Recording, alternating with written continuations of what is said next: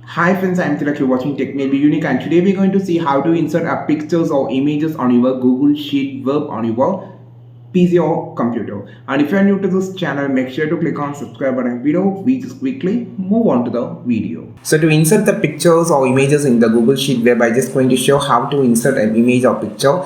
So on your computer, so just first of all, you just click on the insert option, and here you will see an option to insert the image, and just scroll down and you will see a option here to in the insert option you can see the image option, and here there will be two options: image inside, insert image in the cell, or image insert the image over the cell. You just need to choose insert image over the cell. Click this, and now you just need to insert the image. You just first of all you just need to drag and drop and upload your image here.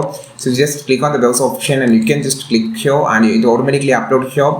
So now you can find it here, and we can just automatically insert it, and you can just resize the image and place the image here, and you can just also expand the image. You can just like this. This is how you just insert the image on your Google Sheet web on your computer. If you just need to change the image or resize the image, you can just use this option, and you can just resize wherever you just need it. And I think this video helped you. Not like this video, share this video, subscribe to this channel. We will meet our next video with the super valuable content. This is Tilak signing off from Tech May Be Unique. Have a wonderful day.